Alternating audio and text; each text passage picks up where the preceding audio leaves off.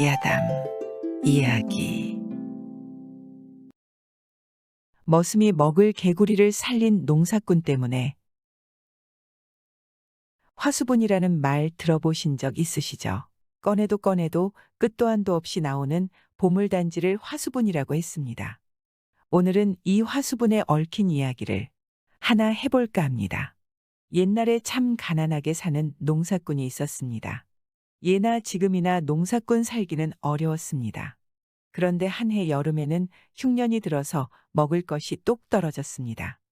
할 수 없이 이 농사꾼은 집에 있는 세간을 파는데 솥단지와 숟가락 젓가락만 빼놓고 몽땅 장에 가져다가 팔았습니다.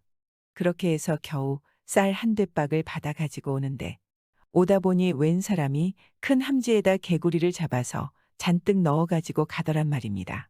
그래서 농사꾼은 궁금해서 물어봤습니다.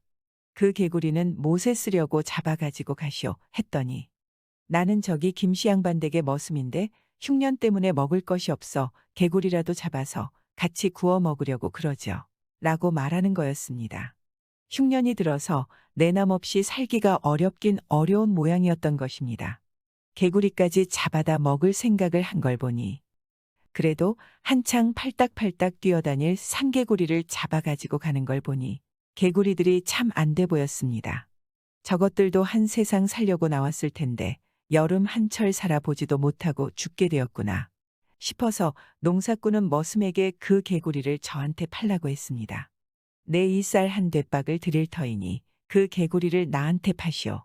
개구리 잡아가지고 가는 머슴은 세상에 이런 횡재가 어디 있나 싶었습니다. 그게 정말이오. 그러자 농사꾼이 그럼 내가 실없이 거짓말을 하겠소. 어서 바꿉시다. 이렇게 해서 쌀 한 대박과 개구리를 바꿨습니다. 머슴은 콧노래를 부르며 돌아갔습니다. 농사꾼은 쌀을 주고 바꾼 개구리를 받아 가지고 근처에 있는 연못에 갔습니다. 가서 개구리를 한 마리씩 한 마리씩 연못에 넣어주면서 농사꾼은 개구리에게 말하길 이왕 개구리로 태어났어도 잘 살거라 라고 말하며 넣어주니 개구리들은 살판 났다고 신명나게 헤엄을 쳐서 물속으로 들어갔습니다. 그렇게 개구리를 연못에다 넣어주고 돌아서려는데 물속에 들어갔던 개구리들이 개골개골하면서 다시 물 밖으로 나오는 거였습니다. 그러자 농사꾼은 개구리들아 어서 물속으로 들어가거라. 여기 나와 있다가 또 잡힐라. 그렇게 말을 해도 개구리들은 가지 않고 개골거리고 있었습니다. 웬일인가 하고 가만히 보니 개구리 떼가 바가지 하나를 끌고 나왔습니다. 이를 본 농사꾼은 오라 저 미물도 은혜를 갚겠다고 저러는구나. 그래 볼품없는 험바가지이긴 하다마는 고맙게 받아야지. 이렇게 생각하고 바가지를 주워 들었습니다. 그랬더니 개구리들도 좋은지 이리 팔딱 저리 팔딱 뛰더니 다시 물속으로 들어갔습니다. 농사꾼은 험바가지 하나를 들고 집에 돌아왔습니다.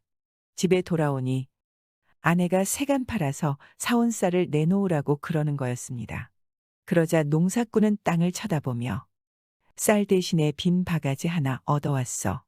부엌 부뚜막에 엎어놨으니 요긴하게 쓰시오. 라고 모기만한 목소리로 아내에게 말을 하였습니다.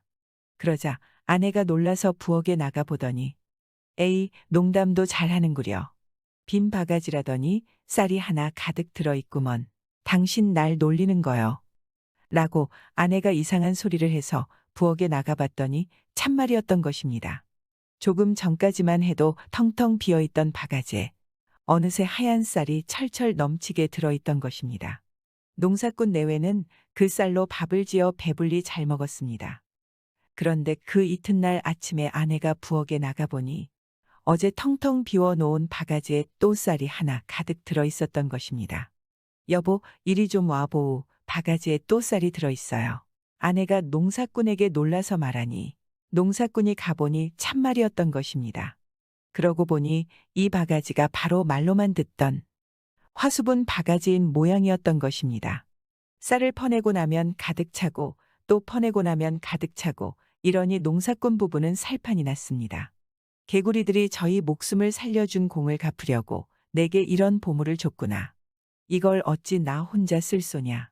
농사꾼은 이렇게 생각하고 바가지에서 나온 쌀을 이웃 사람들에게 아낌없이 나누어 줬습니다. 어디 이웃 사람들뿐인가. 소문이 퍼지고 퍼져서 어디고 간에 쌀 양식 떨어진 사람들은 다 찾아왔습니다. 그래서 이 농사꾼 집 앞에는 사시사철 쌀 얻으러 온 사람들이 줄을 이었습니다. 그런데 그 바가지는 농사꾼이 죽고 나자 저절로 없어져 버렸다니 참 아까운 일이었습니다. 지금도 그런 바가지 하나 있으면 얼마나 좋을까요? 아무 조건 없이 어려운 이웃들을 도와줄 수 있으니까요. 우리 모두 어려운 이웃들을 위해 화수분이 되었으면 좋겠습니다. 가난한 선비를 살린 샛별 머슴.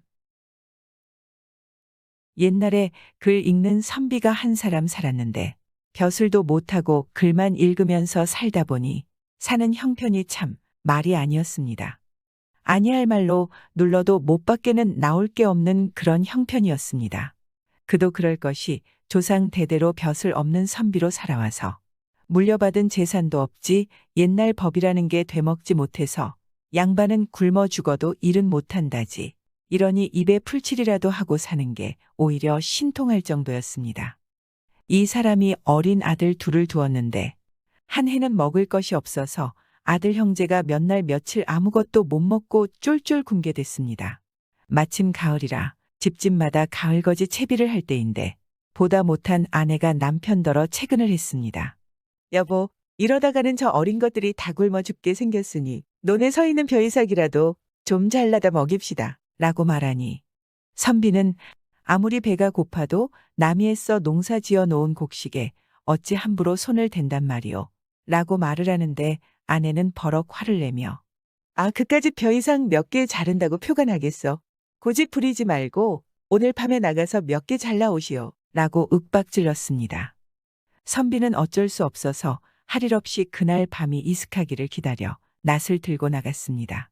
남의 논에 가서 벼이삭을 자르려고 하는데 자꾸 뒤가 캥겨서 하늘을 떡 올려다보니 마침 새벽녘이 되었던가 동쪽 하늘에 샛별이 반짝반짝 떠 있는데 그것이 자기를 내려다보고 꾸짖는 것 같았습니다. 아이고, 내가 이게 무슨 짓이냐. 굶어 죽는 한이 있더라도 남의 곡식에 손을 대서는 안 되는데 저 샛별 보기 부끄럽구나. 이렇게 생각하고 그냥 돌아서서 빈손으로 집에 돌아오니 아내가 잔소리를 늘어놨습니다. 그래, 기껏 낫을 들고 나간 양반이 빈손으로 들어와요. 식구들 다 굶어 죽일 작정이요? 라고 말하니 선비는 땅을 쳐다보며 하늘에 있는 샛별 보기 부끄러워 그 짓은 못하겠어. 날이 밝으면 내일 산에 가서 칡뿌리라도 캐어올 테니 너무 걱정 마오. 그래서 날이 밝으니까 산에 가서 칡뿌리를 캐다가 삶아먹고 겨우 목숨은 부지했는데 그것도 하루 이틀이지 내내 그러다가는 칡뿌린들 나만 할 일이 없었습니다. 앞으로 무얼 먹고 사나 하고 걱정이 늘어졌는데 그날 저녁에 웬 떡거머리 총각이 문간에 턱 찾아왔습니다. 찾아와서는 저는 갈 곳 없는 떠돌이인데 이 집에 머슴살이를 할까 하니 거두어 주십시오. 라고 말하는 거였습니다. 마음은 고마우나 우리는 농사 지을 논밭도 없는 데다 당장 먹을 양식도 없는 형편이니 딴 집에나 가보게. 라고 했더니 이댁 형편을 다 알고 왔으니 거두어 주십시오. 제가 도와드리면 살 길이 생길 것입니다. 이렇게 말을 하니 듣던 중 고마운 말이라 반갑게 맞아들였습니다. 그런데 워낙 가난한 집이라 머슴이 할 일이 없어 농사를 지으려니 논이 있나 밭이 있나 집안일을 하려니 세간이나 변변한가. 주인인 선비가 되레 미안해서 내일부터 당장 무슨 일을 할 텐가 하니 가을거지 철이니 남의 농사일을 거들어주고 품값으로 양식을 받아다 먹고 살아야겠습니다. 주인도 저를 도와 함께 일을 해주십시오. 라고 말하였습니다. 나는 이날 이때까지 글만 읽어서 일하는 법을 배우지 못했다네. 라고 선비가 말을 하니 머슴은 그러니까 이제부터 배우셔야지요. 라고 말하면서 머슴이 선비에게 가을거지하는 법을 이것저것 가르쳐 주었습니다. 그 이튿날부터 선비는 머슴과 함께 남의 집에 가서 품을 파는데 선비는 등이 휘어지도록 일을 했습니다. 명색의 선비가 남의 품팔이를 한다고 하니 동네 양반들에게 손가락질을 받아가며 일을 했습니다. 그래서 그해 겨울을 그럭저럭 굶지 않고 넘겼는데 이듬해 봄이 되니까 머슴이 이제부터는 노는 땅을 일구어 논밭을 만듭시다. 하기에 머슴 말대로 여기저기 못쓰게 된 땅을 빌리고 얻어다가 논밭을 일궜습니다. 선비와 머슴은 밭을 갈아 씨를 뿌리고 거름을 주고 김을 메고 참 억척같이 일을 했습니다. 머슴은 밤낮으로 선비에게 일하는 법을 가르쳐 주면서도 제 몸 아끼지 않고 일을 도와주었습니다. 그러자 한번 맛을 들인 선비도 죽자 살자 일을 했습니다. 그 덕분에 가을이 되니까 곡식을 제법 많이 거두들여서 곡간에 쌓아두고 먹을 만큼 되었습니다. 이렇게 되니 머슴이 하직 인사를 하는데 이제는 이 댁도 양식 걱정 안 하고 살게 됐으니 저는 그만 가겠습니다. 라고 말하니 선비가 고맙고 섭섭해서 굶어 죽게 된 우리 식구를 살려준 은인인데 사경이라도 받아 가지고 가게 하니까 머슴이 말하길 저는 사경 따위를 받을 형편이 못 됩니다. 주인이 지난해 남의 논에 선 벼이삭을 자르려고 하다가 제가 지켜보는 걸 보고 그만두신 일이 있지 않습니까? 그 마음씀이 하도 고마워서 제가 조금 도와드렸을 뿐이니 그런 걱정은 마십시오. 하고는 훌쩍 사라지기를 연기처럼 사라지는 거였습니다. 그러고 보니 머슴이 이 집에 와 있는 동안에는 새벽녘에 샛별이 뜨지 않았던 것입니다. 그러니 그 머슴이 샛별이었던 것입니다. 마음을 바르게 쓰면 하늘에 뜬 샛별도 도와준다는 이야기였습니다. 선비는 그 뒤에도 부지런히 일을 해서 아주 잘 살았다는 이야기였습니다. 마음을 곱게 먹으면 언젠가는 복으로 찾아온다는 이야기였는데요. 모두가 마음을 곱게 먹어서 우리에게도 샛별 머슴이 찾아왔으면 좋겠습니다. 세 번의 거짓말로 부자 양반을 참교육시키는 머슴. 옛날에 벼슬자리에서 물러난 나이 많은 재상이 살았는데 이 사람이 돈은 많고 심심하고 하니까 거짓말 내기를 했습니다. 무슨 내기인고 하니 누구든지 한꺼번에 3가지 거짓말을 하는 사람에게 돈 1000냥을 주겠다는 것이었습니다. 거짓말을 하되 제 입으로 틀림없이 거짓말이라고 인정해 줘야 되는 거였습니다. 그러니까 아무리 엉터리 같은 거짓말을 해도 재상이 그건 거짓말이라고 하지 않으면 안 되는 거였습니다. 아무튼 이 소문을 듣고 사람들이 거짓말을 해서 1000냥을 받으려고 재상네 집에 구름같이 모여들었습니다. 그래서 갖가지 거짓말을 늘어놓는데 어떤 이는 머리가 3개이고 팔이 6개인 사내 아이를 보았다 라고도 하고 어떤 이는 동에 용왕이 노인으로 변해서 두부를 팔고 있는 걸 보았다라고도 하고 그야말로 얼토당토하는 거짓말이 비갠 뒤에 죽순 나오듯이 막 나오는 거였습니다. 그런데 이 재상은 사람들이 거짓말을 할 때마다 그래 그런 일이 있었지 하고 맞장구를 치니까 그게 거짓말이 될 수가 있나. 그래서 아무도 상금을 탈 수 없었습니다. 그런데 이 소문을 들은 한 시골 머슴이 자기가 한번 거짓말 내기에 나가보겠다고 나섰습니다. 차례를 기다려 재상네 집으로 들어가서 머슴이 말했습니다. 저도 거짓말 한번 해보려고 왔습니다. 그래, 어디 한번 해보아라. 나리, 제가 얼마나 부자인지 아시겠습니까? 저는 나리보다 몇백 배나 큰 부자랍니다. 재상이 보니까 옷차림도 꾀죄죄하고 비쩍 말라서 영락없는 거짓골을 한 녀석이 자기보다 부자라고 하니 기가 찼지만 그래, 그럴 법하구나. 계속해 보아라.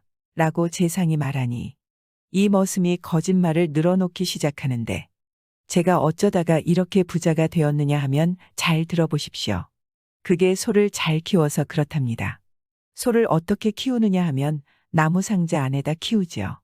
소가 자라서 상자 안에 꽉 차면 상자에 구멍을 뚫습지요. 그러면 살이 구멍 밖으로 삐져나옵니다. 그걸 베어내면 쇠고기가 되는데 소는 자꾸 자라니까 자꾸자꾸 베어내도 자꾸 삐져나오지요. 여기 그 쇠고기를 가지고 왔으니 잡숴보시지요. 하고 머슴은 재상 앞에 쥐고기를 내놓았습니다. 그런데 재상이 그걸 정말이라고 했다가는 쥐고기를 먹어야 할 판이었습니다. 그래서 재상이 저도 모르게 이끼 이놈, 그게 무슨 쇠고기냐, 쥐고기지. 라고 재상이 말하니 머슴이 그럼 거짓말 한번 했습니다. 라고 말하는 거였습니다. 그리고 머슴은 2번째 거짓말을 내놓았습니다. 저희 증조할아버지께서 옛날에 이댁 할아버지와 친구였다는 건 나리께서도 잘 알고 계시겠죠. 아니라고 했다가는 또 당할 테니 그렇다고 해야 했습니다. 그래, 그래. 계속해 해보아라. 그때 이대 할아버지께서 말씀하시기를 우리가 형제처럼 친하게 지내니 우리 자손들도 그래야 할 게 아닌가. 앞으로 우리 자손들은 늙으나 젊으나 서로 허물없이 동무되어 지내도록 하세. 라고 하셨답니다. 그 말씀에 따르자면 저도 나리를 동무처럼 대해야 하는데 어떠신지요? 그렇다고 했다가는 거렁뱅이 같은 산 것을 동무 삼아야 하는데 목에 칼이 들어와도 그럴 수는 없었습니다. 이놈이 못하는 말이 없구나. 나는 양반이고 너는 산 것인데 어찌 조상이 친구가 될 수 있다는 말이냐. 라고 재상이 화를 내며 말하자 머슴은 그럼 거짓말 2번 했습니다. 라고 말하니 재상이 아차하면서 정신이 번쩍 들었습니다. 이제부터는 아무려나 그렇다고 하리라 마음을 먹고 3번째 거짓말을 기다렸습니다. 얼마 전에 제가 뒷산 돌부처 앞을 지나는데 거기에 대추나무가 한 그루 있었죠. 대추가 주먹만한 게 주렁주렁 달려 있어서 그걸 따려고 했지만 나무가 너무 높아서 딸 수가 없었습니다. 그래서 저는 돌부처 콧구멍에 고춧가루를 한 움큼 집어넣었죠. 그랬더니 돌부처가 재채기를 하면서 대추가 와르르 쏟아지지 않겠습니까? 그래서 그 대추를 주워 담으니 3광줄이나 되었습니다. 마침 대추값이 비싸서 한 광주리에 1000냥씩이나 할 때였죠. 나리께서 대추를 보시고 참 알이 굵다고 칭찬하시며 제게 3광주리를 사지 않았습니까? 라고 말하니 아니라고 할 수 없었습니다. 그래, 그런 일이 있었지. 그러니까 넌 거짓말을 못한 것이다. 라고 재상이 웃으면서 말하니 머슴이 말하길 잠깐만 기다려 주십시오. 그때 나리께서 대추를 외상으로 사시면서 대추값 3,000낭을 3달 뒤에 주시겠다고 약속하셨는데 바로 오늘이 3달째 되는 날입니다. 어서 대추값을 주시지요. 라고 말하였습니다. 재상이 생각해 보니 그렇다고 했다가는 돈 3,000냥을 내놔야 할 판이었습니다. 그럴 바에는 거짓말이라고 하는 게 나았던 것입니다. 이놈아, 새빨간 거짓말 하지 말아라. 내가 언제 내게 대추를 샀단 말이냐. 라고 재상이 말하니 머슴이 자신 있게 대답했습니다. 예, 그러니 이제 거짓말 3번 다 했지요. 이렇게 말하니 이 재상이 처음부터 돈 줄 생각이 없었으니 쉽사리 상금 1000냥을 내놓으려고 하지 않았습니다. 애초부터 자기가 질 거라고 생각을 안 했기 때문입니다. 이 핑계 저 핑계를 대면서 돈을 안 주려고 하자 거짓말 하러 온 사람들이 수군대기 시작하더니 재상에게 뭐라 했습니다. 그러니 재상은 잘못하면 소문이 나서 자신의 권위가 떨어질 것 같아 어쩔 수 없이 머슴에게 1000냥을 주었습니다. 그러니까 이 머슴은 됐습니다. 저도 상금을 바라고 온 건 아니랍니다. 이제부터는 제발 그런 한가한 장난일랑 그만두시고 가난한 백성들이나 보살펴 주십시오. 하고는 어디론가 가버렸습니다. 그 소문을 들은 사람들이 다 속이 시원하다고 손뼉을 쳤습니다. 후에 재상은 머슴의 충고에 큰 충격을 받고 마을을 돌아다니면서 어려운 백성들을 도와주었는데 재상의 얼굴이 환하게 웃고 있었습니다.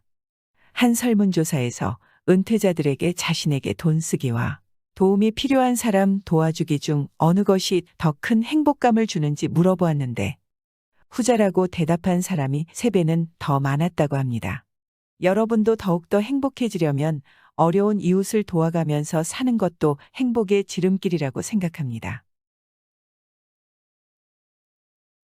재주 많은 딸 처녀 머슴 총각과 혼인을 하는데 지금부터 하는 이야기는 몽땅 거짓말이니 재미로 봐주셨으면 좋겠습니다. 옛날에 한 처녀가 있었는데 배짜는 재주가 참했다니 용해도 보통으로 용한 게 아니라 이건 참 귀신보다 더 용했습니다.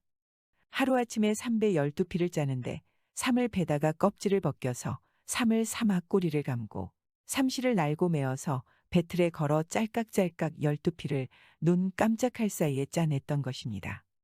그런데 그렇게 짜놓은 삼배가 보풀하기 하나 없이 매끈하니 귀신인들 이 재주를 따라올 수 없었습니다.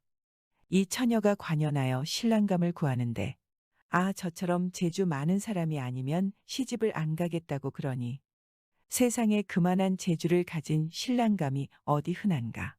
처녀 아버지가 생각다 못해 방을 써서 내걸었습니다. 우리 딸은 하루아침에 배 12피를 짜는 재주가 있으니 누구든지 이에 맞먹는 재주를 가진 총각이면 우리 딸에게 장가를 들라. 이렇게 골골마다 방을 내걸었습니다. 그랬더니 한 총각이 찾아와서 저로 말씀드릴 것 같으면 하루아침에 12칸짜리 기와집을 짓는 재주를 가지고 있습니다. 이만하면 이댁 따님 재주와 맞먹지 않겠습니까? 라고 말하니 처녀 아버지는 한번 솜씨를 보여달라고 했습니다. 그랬더니 이 총각이 기와집을 짓기 시작하는데 참 보통 재주가 아니었습니다. 산에 가서 나무를 베어다 지게에 지고 와서 톱으로 잘라 대패로 밀고 자기로 다듬어 먹줄을 탁탁 튀겨놓고 뚝딱뚝딱 귀를 맞추어 금세 12칸짜리 기와집을 번듯하게 지어놓았습니다. 처녀 아버지는 이 신기한 재주에 감탄해서 두말 않고 딸을 시집 보내려고 했는데 딸이 기와집을 찬찬히 둘러보더니 방문 하나의 문설주가 거꾸로 맞추어져 있는 것을 보고는 하루아침에 12칸짜리 기와집을 짓는 재주는 놀라우나 문설주 하나를 거꾸로 맞추어 놓았으니 이렇게 흠 있는 재주로서야 어디 저의 배필이 되겠습니까? 라고 말하였습니다. 시집갈 처녀가 마다는데 어떻게 할 방법이 없었습니다. 처녀 아버지도 하는 수 없이 총각을 내보냈습니다. 그러고 나서 한참 뒤에 또 한 총각이 찾아와서 저는 하루아침에 벼룩을 석섬서말 잡아서 모두 코를 꿰어 말뚝에 메어 놓는 재주를 가지고 있습니다. 이만하면 사위로 삼을 만하지 않습니까? 라고 말하니 벼룩을 잡아서 코를 꿰는 재주를 어디에 쓰나 싶었지만 그것도 재주는 재주인지라 어디 한번 해보라고 말하였습니다. 그랬더니 이 총각이 이 방 저 방 다니면서 단숨에 벼룩을 석섬서말이나 잡아가지고 하나하나 코를 뚫어 실로 콧뚜레를 꿰어 잔솔가지 수천 개로 말뚝을 만들어 꽂고 거기에다 척척 매놓는 거였습니다. 그걸 보니 비록 쓸모는 없다 하나 귀신 뺨칠 재주였습니다. 처녀 아버지가 생각하기를 저만한 재주를 가지고서 내 딸을 굶기기야 하겠나 싶어서 허운을 하려고 했는데 딸이 벼룩 코 깬 것을 하나하나 살펴보더니 맨 끝에서 두 번째 벼룩에 코를 꿰지 않고 목을 묶어 놓은 것을 보고는 이 많은 벼룩을 잡아다 코를 꿰는 재주는 놀랄 만하나 맨 끝에서 두 번째 벼룩은 코를 꿰지 않고 목을 묶어 놓았으니 이런 흠 있는 재주를 가지고 어찌 저의 배필이 되겠습니까? 이러고 시집을 안 가겠다고 말하니 이번에도 처녀 아버지는 할 수 없이 총각을 내보냈습니다. 그러고 나니 찾아오는 총각이 없어서 한 해가 지나고 두 해가 지나고 다섯 해가 지나도 개미 새끼 하나 얼씬하지 않았습니다. 그러다 보니 처녀는 점점 나이를 먹어서 이러다가는 시집도 못 가고 늙어 죽게 생겼던 것입니다. 그래서 처녀가 제 발로 돌아다니면서 신랑감을 찾기로 했는데 이참에 기어이 천생배필을 찾으리라 작정을 하고 나섰습니다.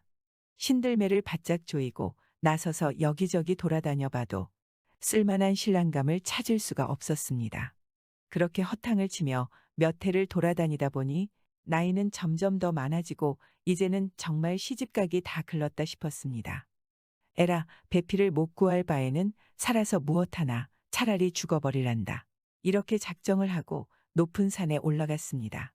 높은 산에 올라가 천길 벼랑 위에서 눈을 질끈 감고 몸을 날렸는데 뚝 떨어지고 나서 눈을 떠보니 제 몸이 광주리 안에 들어가 있었던 것입니다.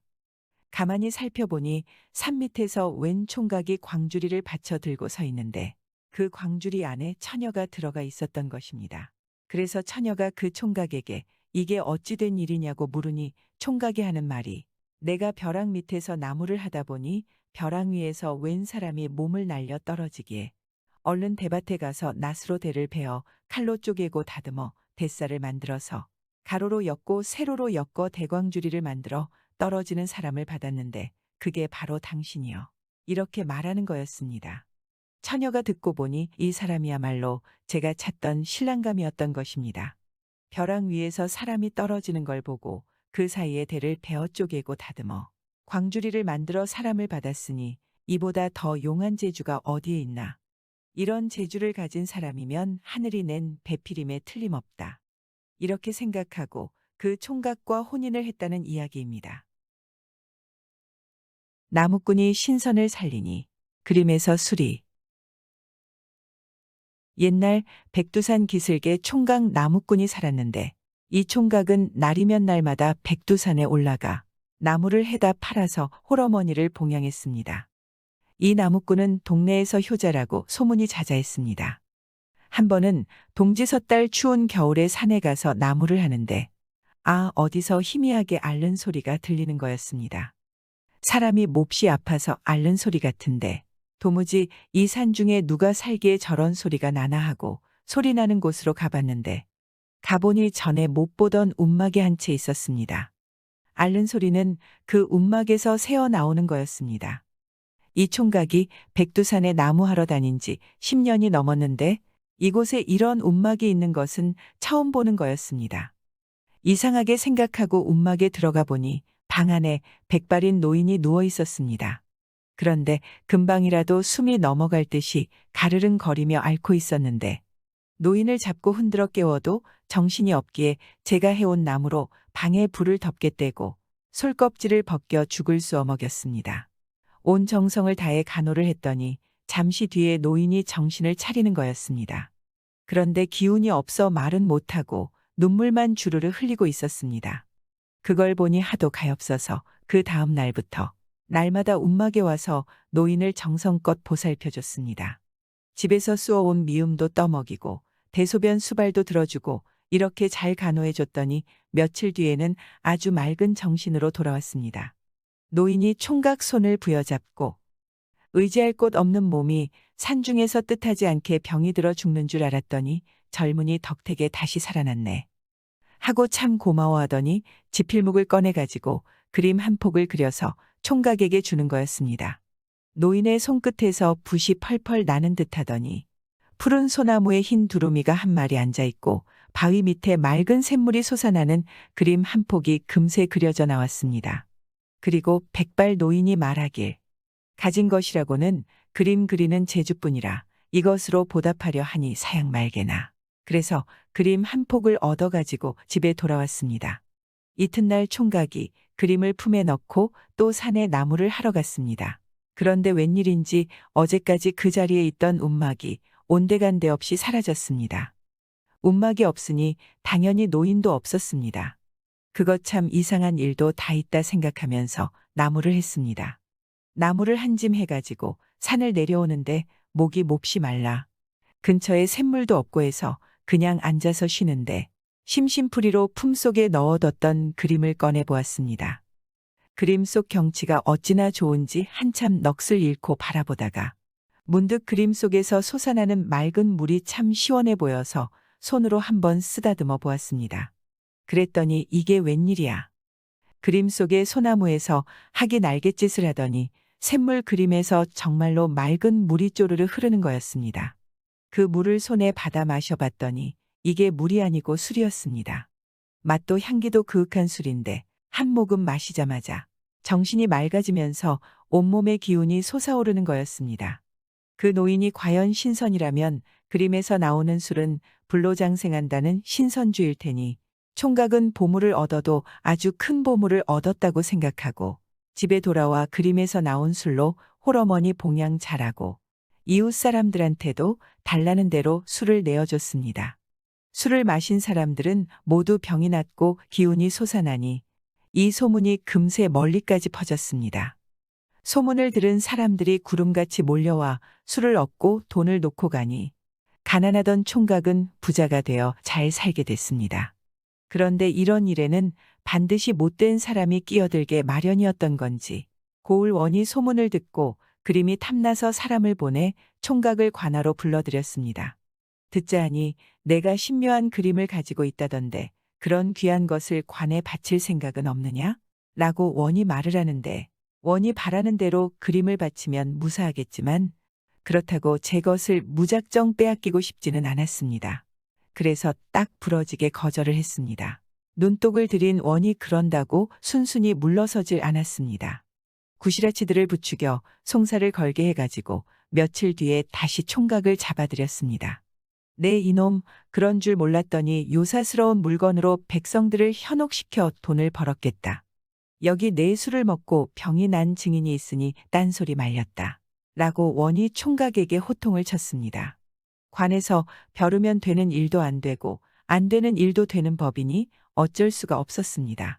총각은 억울하게 오라를 짓고 그림은 원에게 빼앗기고 말았습니다. 그런데 그때 갑자기 한 백발 노인이 나는 듯이 관아에 들어오더니 명색 관장이라는 자가 어찌 이리 음흉한고 이러니 백성들이 호환을 두려워 않고 산속으로 몸을 숨기지 않느냐 하고 원을 크게 나무라는 거였습니다. 그러고는 원이 들고 있던 그림을 낚아채어 소나무 위에 앉은 학을 한번 문지르니 갑자기 학이 날갯짓을 하며 그림 속에서 튀어나오는 거였습니다. 노인이 총각을 데리고 학의 등에 오르니 학이 크게 울며 높이 날아올라 어느덧 구름 속으로 사라지는 거였습니다. 그 후 고우런이 병이 났는데 병명을 알 수가 없었습니다. 그래서 그림에서 나오는 술을 먹어야 나을 수 있는 병이었는데 원 때문에 그림이 없어져 결국에는 백성들에게 원망을 들어가며 죽었습니다. 구독과 좋아요, 알람 설정은 사랑입니다.